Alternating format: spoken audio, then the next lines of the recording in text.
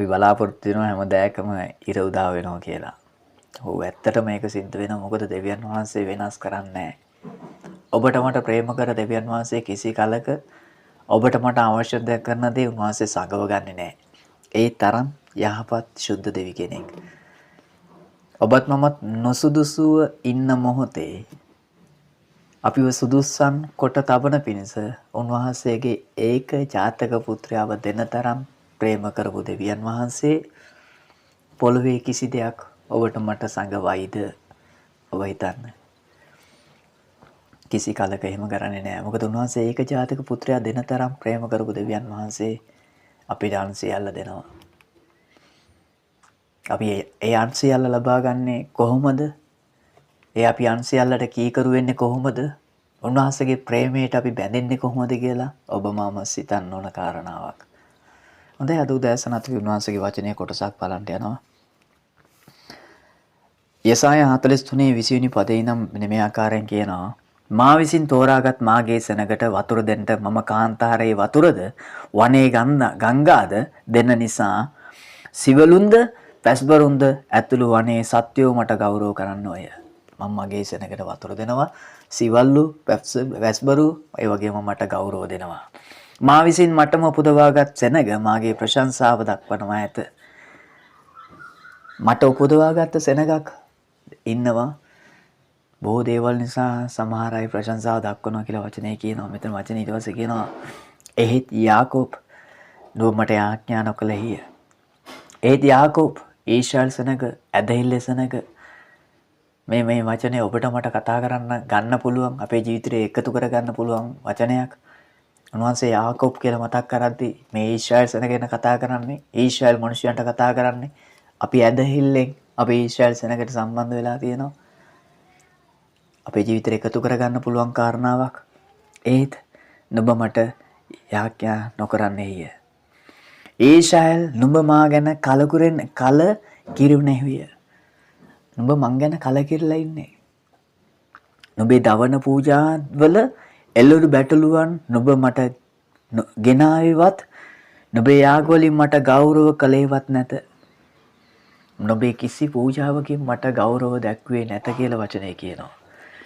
මම ආහාර පූජාවලින් නුඹට බරක් නොවෙමි. දුම් පූජාවලින් නුඹට නොහැසියෙමි. නුඹ මට සුවඳ දඬු මිලේටවත් නුඹේ පූජාවල තෙලවත් මා තෘප්තියට පැමුණුවේ නැත. උන්වහන්සේ කියනවා වචනේ කියනවා උඹ වෙනුවෙන් ගොඩාක් කාරණා කරා. ගොඩාක් දේ කරා. තෙල ගැන කතා කරනවා. මම ඔබව සනසන්න බොහෝ කාරණා කරනවා. හැම දෙයකින්ම ඔබව සනසනවා. අවශ්‍ය කාලයට වැහි දෙනවා. අවශ්‍ය කාලයට කෑම දෙනවා. පොළොව සාරව තබලා තියෙනවා. කිසි හිඟයක් වෙන්නේ නැහැ. ලැබුගිනි නැහැ. වසංගත නැහැ. මේ සියල්ලෙම ඔබව ආරක්ෂා කරලා තබල යනවා. කිසිම ප්‍රශ්නයක් නැහැ. ආලෝකයේ කිසි දවසක අඩු වෙන්නේ නැහැ. හිර අඳුරු වෙන්නේ නැහැ. මේ සියල්ල පොළොවේ තබලා තියෙනවා. නමුත් ඔබ මට දෙන ගෞරවය, ඔබ මට කතා කරන වචන, ඔබ මාව සොයන ආකාරය කොහොමද කියලා මේ උදෑසන දෙවියන් වහන්සේ ඔබේ මගෙන් අහනවා.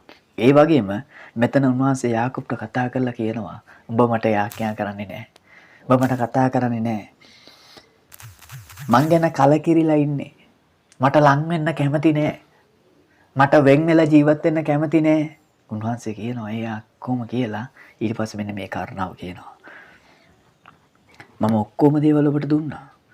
හැබැයි නුඹේ පූජාවල තෙලවත් තෘප්තියට පැමුණුවෙත් නැත. නුඹේ පාප වලින් නුඹ මට බරක් වී නුඹේ අයිතිකම් වලින් මා වෙහෙස්වා වූ පමණක්ය. මෙතන කියන ඔක්කොම හරි. ඔක්කොම මට නොදුන්නට කමන්නේ නැහැ. බෑ අපරාධ කියන්න බෑ. ඔබේ පව් වලින්, අපරාධ වලින්, අයිතිකම් වලින් මට බරක් වෙලා. මම වෙන් කරගත්ත මට කියලා සෙනගක්. මම තෝරාගත්ත මට කියලා සෙනගක්. මම වෙන් කරපු ජාතියම මට තෝරාගත්ත ජාතියම මට ප්‍රශංසාව වෙනුවට, මට নমස්කාරය වෙනුවට, සුවඳ පූජාව වෙනුවට මට ලබා දෙන්නේ පාප පූජාවක්. අපරාධ පූජාවක්. මට බරක් උනේ නුඹේ පාප වලින්. නුඹේ පාප වලින් නුඹ මට බරක් වෙයි. නුඹේ ආයුතුකම් වලින් මා වෙහෙස්වා පමණක්ය. මෙතන කියනවා මමම නිසා නුඹේ පාපවල් සිහි නොකොට නුඹේ වරද මකා දමන තනන් වහන්සේ. මොන තරම් කරුණාවන්ත දෙවි කෙනෙක්ද. උන්වහන්සේ කියනවා මමම ඒක සීකරේ නෑ.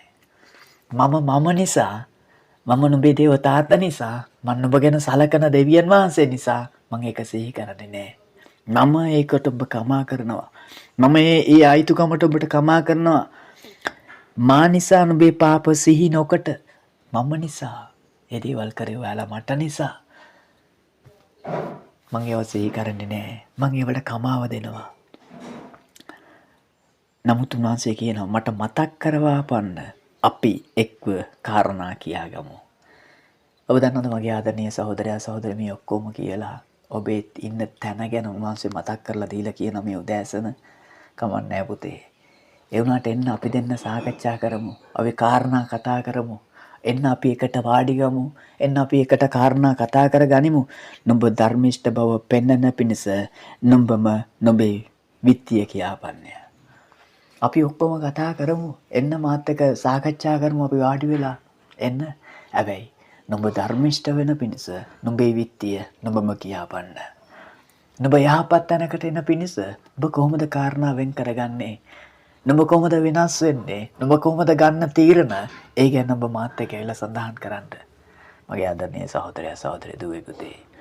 මේ උදෑසන ඔබේ සිතුවිලි දන්න දෙවියන් වහන්සේ, මගේ සිතුවිලි දන්න දෙවියන් වහන්සේ, අපේ අධර්මිෂ්ඨකම් දන්න දෙවියන් වහන්සේ මේ උදෑසන අපිට කතා කරලා කියනවා එන්න අපි වාඩි වෙලා කාරණා බෙදාගමු කියලා. ඔබේ අමාරුකම, ඔබේ දුර්වලකම මට කියන්න. මං සනසන්නම්. ගැලවෙන්න බැරි තැනින් මම ගලවන්නම්. මිදෙන්න බැරි තැනින් මම මුදවන්නම්. නුඹේ ධර්මිෂ්ඨ වෙන පිණිස, නුඹ ධර්මිෂ්ඨ මාවතට හැරෙන්න වෙන පිණිස මගෙන් මොනවද සිද්ධ වෙන්න ඕන? මම ඒ වෙනුවෙන් පුතේ ඔබ වෙනුවෙන් බලාගෙන ඉන්නවා. මොකද උන්වහන්සේගේ වචනය කියනවා ඔබව මාව වෙන් කරගත්ත සෙනගක්. උන්වහන්සේ උදෙසා, උන්වහන්සේගේ වැඩේ උදෙසා, උන්වහන්සේගේ කාරණා උදෙසා, උන්වහන්සේ ප්‍රශංසා උදෙසා ඔබව මාව උන්වහන්සේ තෝරගත්ත කියලා කියනවා.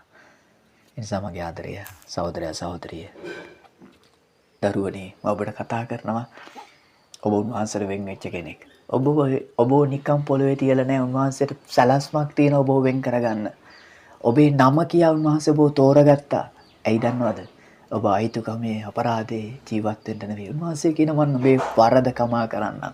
මං මමම දැකලා ඒවා අමතක කරන්නම්. හැබැයි ඔබ ආපස්සට හැරෙන්න ඕන. මොකද මටවත් එක කතා කරගන්න දෙයක් තියෙනවා. මට වඩා බාහිර දෙන්න වැඩක් තියෙනවා. ආපස් වෙන්න. කිසිපේටයි මේ වචනේ ඔබ තදින් අල්ලගෙන අද ඔබ දෙවියන් වහන්සේ සමග ඔබ වාඩි වෙලා හිඳගන්න. උන්වහන්සේ බොහෝ කාරණා ඔබත් එක්ක කතා කරන්න යනවා. ඔබ මොන වෙන් වෙන්න අයිත් දෙවිලින් මෙන් වෙලා උන්වහන්සේට කියන ස්වාමීනි මට සමා වෙන්න කියලා උන්වහන්සේ සමග ගමනක් යන්න ඔබට මට උන්වහන්සේ ආරාධනා කරනවා. ජේසුස් පිහිටයි සුබ දැසනක්.